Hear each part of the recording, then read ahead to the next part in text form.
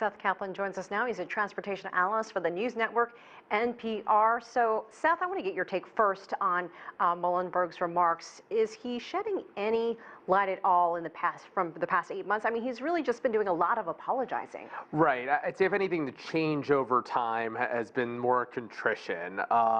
Interesting that he said yesterday that in Tuesday's hearings that Boeing has accepted responsibility, that it never blamed the pilots. But if you go back and look at some of his earlier statements, they were a lot more nuanced. Took some responsibility, but also somewhat, held the pilots responsible. Now he's being a little more unequivocal in accepting responsibility. So I don't know that we've learned anything new in terms of what caused the crashes themselves. I think that's rather clear. But Boeing taking a softer approach. What will this hearing actually accomplish in terms of safety and Boeing going forward? Well, what you see here is if anything, a growing rift recently between Boeing and the FAA. There's all that criticism that the two were way too cozy, the regulated company and its regulator.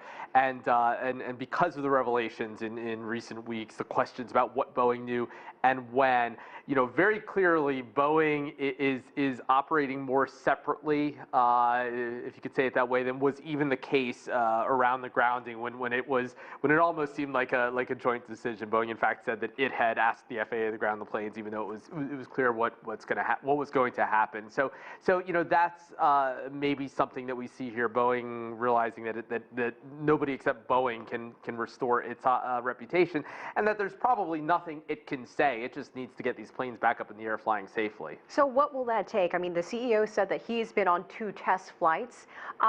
With this goal of getting them back in the air, can they make that deadline, if you will, a soft deadline? And I mean, would you ride on this plane? Yeah, amazing to think that when the plane was first grounded back on March 13th, people were asking, is it going to be weeks or months, Elaine? Nobody was saying, could this last a year? And yet, March at this point is in range. Nobody can confidently say that it's not going to still be grounded a year after the grounding. Really remarkable. Would I get on the plane? I mean, once it's back up in the air, I would, if the alternative were driving a car, or doing something less safe. Have Certainly you done in those enough? days. Well, in terms of safety, the training, the fixing. Once it's. I mean, look, I think all of us are just waiting to see it get up there and establish a track record, right? If would I go out of my way to fly it?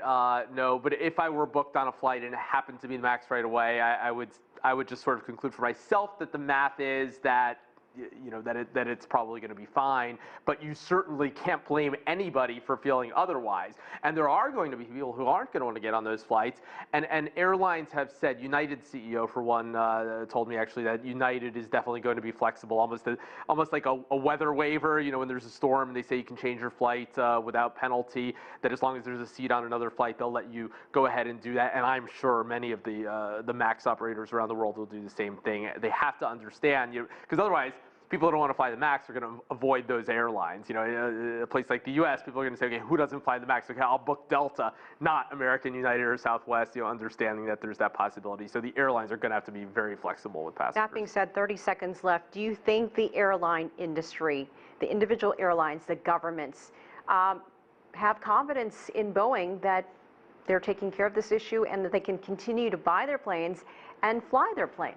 Boeing has a credibility crisis, no question. It's lucky that it's half of what is basically a powerful duopoly with Airbus. Obviously, China and others emerging, but so that gives it some protection compared to other companies that have found themselves in crisis, but with many competitors. But it can't take anything for granted, Elaine, at this point.